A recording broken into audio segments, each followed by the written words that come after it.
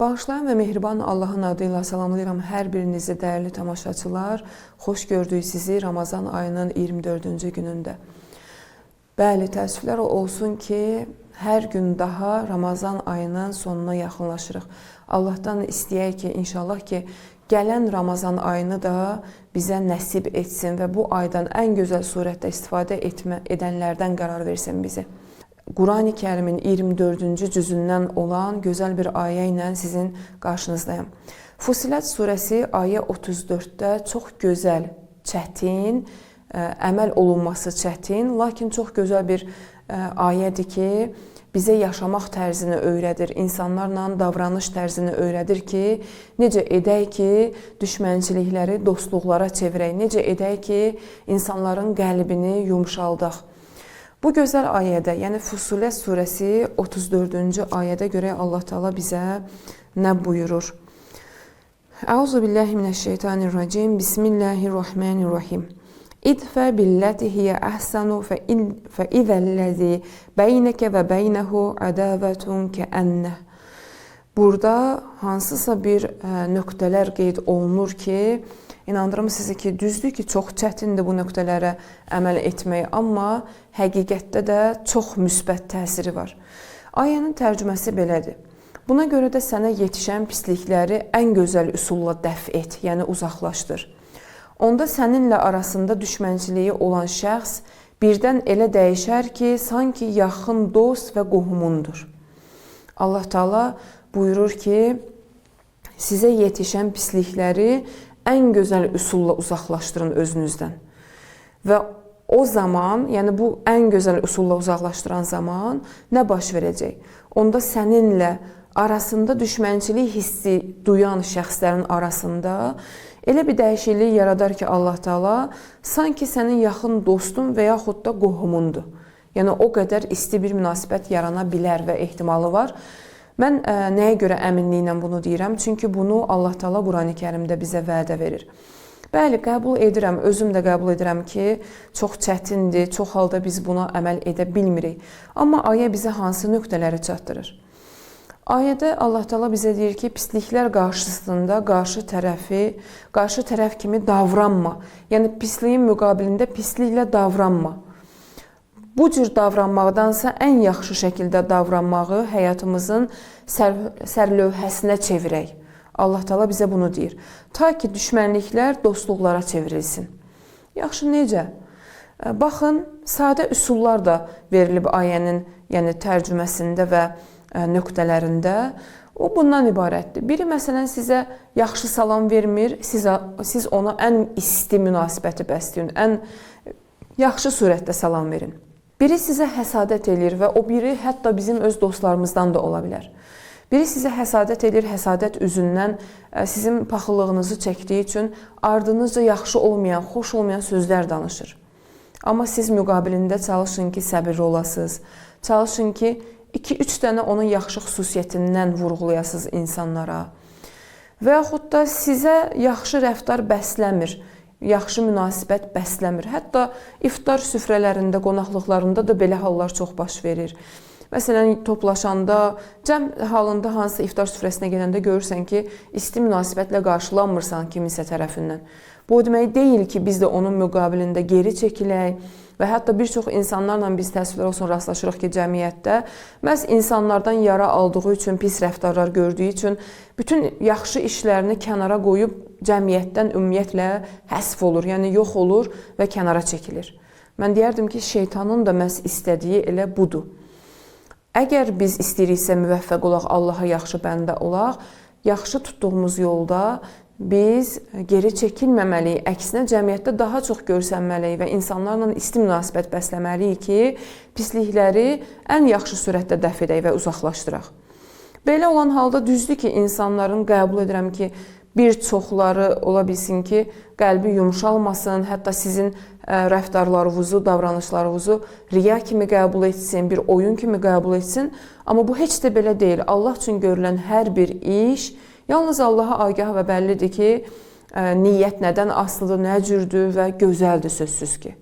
Hətta bəzilərinin qarşısında, bəzilərinin nəzərində bu işlər sınmaq kimi qələmə vurulsa da, qələmə alınsa da, həqiqətdə yalnız Allaha bəllidir ki, bu işin nə qədər böyük bir əhəmiyyəti var. Və Allah özü Qurani-Kərimdə deyir ki, belə olan halda mən sizin, sizin münasibətinizi düşmənliklərdən dostluqlara çevirərəm. Baxın, və lazım deyil ki, bu sırf cəmiyyətdə olsun yalnız. Hətta ailə daxilində, hətta qohumlar arasında, qonşular arasında bu kimi hallar çox baş verir. Nə çox qonşularla rastlaşırıq ki, qonşu məsələn öz qonşusuna əziyyət edir, pis rəftar edir, hər şeydən ötürü problem yaradır.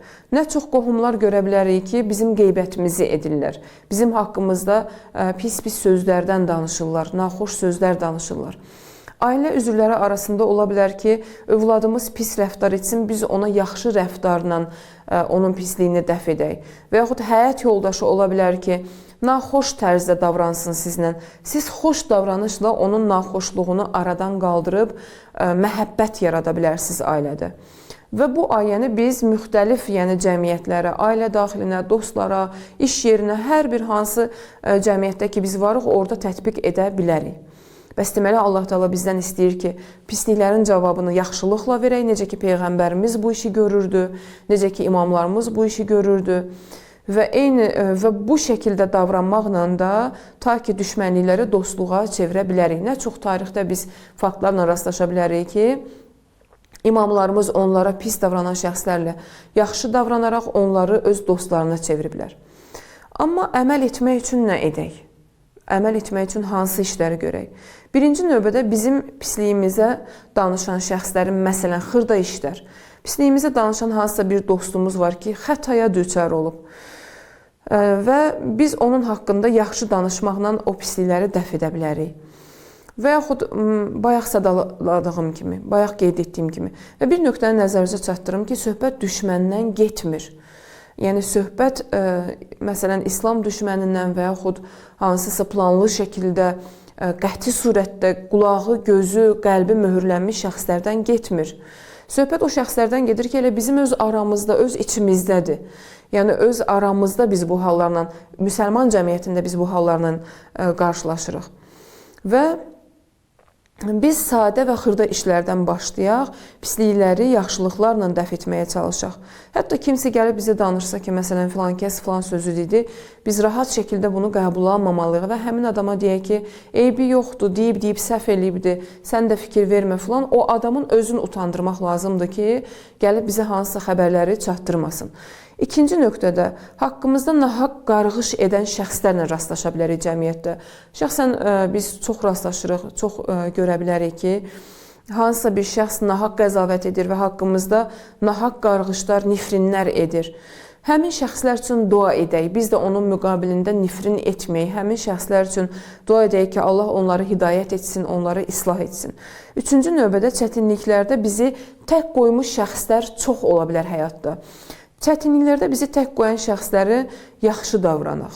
Əgər onun başı bir sıxıntıya düşsə, biz onun kimi rəftar etməyək, onun əlindən tutmağa, kömək etməyə, dəstək olmağa çalışaq.